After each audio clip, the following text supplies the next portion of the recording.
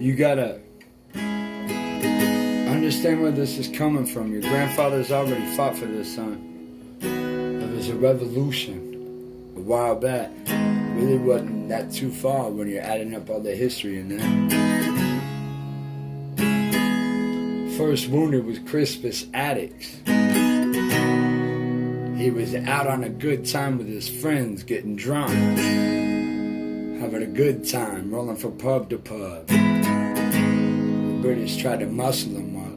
They told him that they could go get him, and they shot him dead. First wounded in the Revolutionary in it. It was a black man. I guess every time you go to your attic now that you'll know Crispus Attucks was the first man to die for freedom and liberty in the land. Now, you also got Nathan Hale. They say this boy run down from hell. The British caught him though. Son of Liberty put him at the end of a rope. They asked him what he wanted to say before they strung him by his neck, and he started to crack anyway.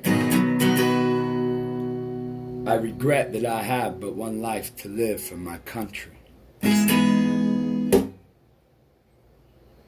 there he's still twitching. The Son of Liberty that will always forever live and be mentioned.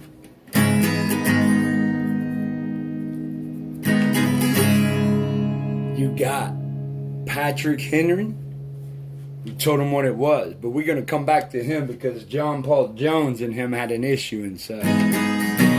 They was messing with the same woman. Two sons of liberty fighting for this woman. John Paul Jones hop up on a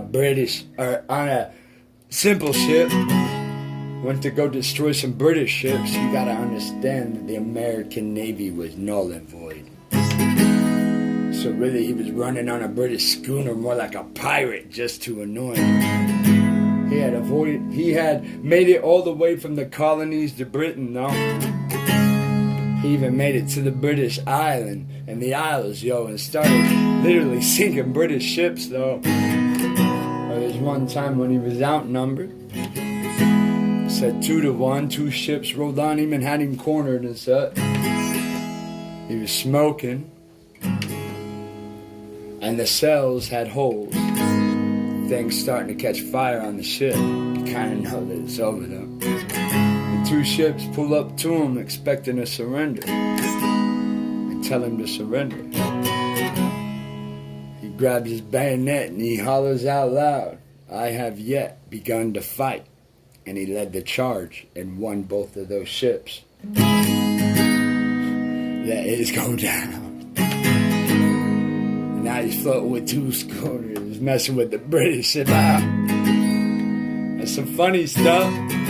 Funny how when you're fighting for the freedom and liberty of your sons, it's kind of what we're fighting for. It's kind of everything we're dying for. It is what Christ professed on the cross. When government, business, banks got together to crucify it with the religion, then proven government, religion, and banks didn't know anything. They were not honorable men. But it's scam because it crucified the Son of God. That's why we have a declaration with the Bill of Rights. Because it matches our gospel airtight. We let God establish it, then we just build upon it, man. So now that you know, let's go ahead and get back to Patrick Henry, though.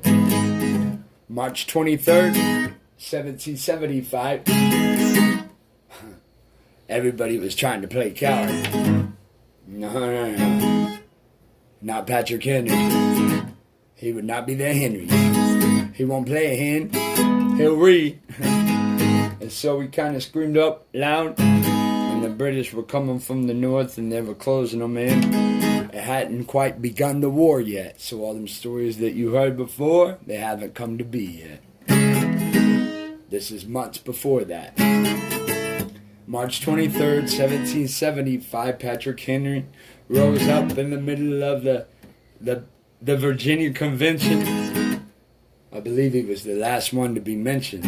Everybody else got to speak, and finally they were trying to make peace, but everybody's getting robbed. He goes ahead and lays it out, all of them, y'all. The next gale that sweeps from the north will bring to our ears the sound of a clashing arm, of course. And gentlemen may cry peace, peace, but there is no peace. The next gale that sweeps from the north will bring to our ears the clash of resounding arms. Is life so dear, and is peace so sweet, to be purchased at the price of chains and slavery? Forbid it, Almighty God. I know not what course others may take, but as for me, you will give me liberty, or you will give me death. They rose up with a pretty singular profession, and they were not going to give up the liberty handed to them by Christ. They would all play men, and they would go to fight. So that's pretty much how the fight started. And then when it does kick down, you got Washington getting cornered now up near Amsterdam, which you know is New York City. But it was New Amsterdam at the time. This was before British took it, but right around this time that I'm telling you now, you'll find that the British close them out and they take it back and they name it New York instead of Amsterdam, named after the Netherlands, Amsterdam. Well, they corner him in a flanking maneuver, got him on the river though. He's got his back to the water, and out of nowhere in the cold comes the darkest mist that they ever did see. The fog was so thick they couldn't even see their hand, literally right in front of their face. The British had to halt all the movement and stay in their place. They didn't know who they'd run into. The American might be right there. And then they'd knife them down and gut them, and the boonies would get out of the way there. And so, not to lose a life, they held a position and no British moved to fight. Well, by the time that the fog rolled, George Washington and his men had escaped on the river, though. No lie, it was a miracle. Washington would take that down to Boston, though. Boston would be cornered by the British.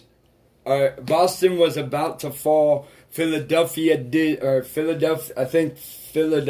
or one of the northern towns fell. And so they had to haul balls and cause hell to get down to the Boston just as well. And so Washington takes his men with these artillery pieces, and Boston is undefended.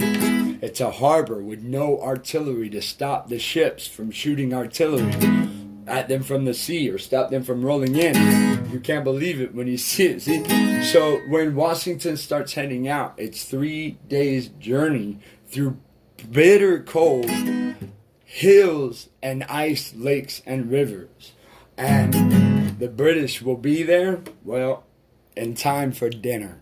Literally 1 day trip. They pack their provisions, they take a few ships, they know that Boston's undefended, that this ain't gonna be. And so Washington, knowing that the British will be there, he and the men know that this is probably out of despair, but they literally start to pray, and they have their prayer right there as they're marching and they're talking and they're praying to God, and they're literally screaming out for the hand of God to help them somehow, some way. When they get to Boston, they're going to hand over that artillery anyway. That's what's going on in the back of their mind. I mean, we all pray to God and then see like he let us down in our life. Well, this was 3 days' journey, and the British would be there by tomorrow morning. So they're literally going over the lakes and over the rivers with the ropes tied to them, and they're trying to not even stop for dinner, and then march treacherously for 3 days. And they finally see Boston, the city, peek through the wilderness after 3 days. Washington is sure that the British will be there. Something strange happened as Washington rolls into Boston now. I'm not kidding. I went to Boston and I heard this story personally from a tour guide now. You can look it up. It was an amazing thing, and you're just like, what the?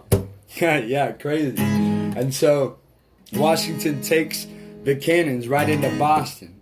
And he gets him into position, and he's like, where the hell are the British? I don't understand. Why aren't they here? They left. We know they left. We got word. We just came hoping that God would, well, provide a way in the wilderness, an oasis in the desert. They had performed something by the Spirit to help them win again, like he did for Washington already up in the north and New Amsterdam. Sorry, the British did win.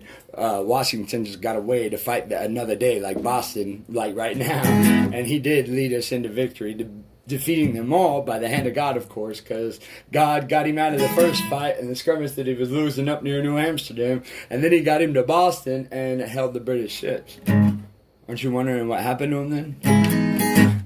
You ever heard of the ocean freezing? I'm not even kidding you. They packed for one day's provision. They got far enough away that they were probably 18, 16 hours off of the harbor in which they sailed. So they were almost like about a little more than halfway to Boston now. And then out of nowhere come one of the most dirty, cold winds that the world had ever known. Because it literally froze the Atlantic Ocean in its place, though. I mean, I'm not freaking kidding you. These British ships were stuck for 3 freaking days in the ice and couldn't move. Packed for one day's food. All the provisions they had. By the time that the ice did break and let them roll into Boston, they had no fight in them anyway.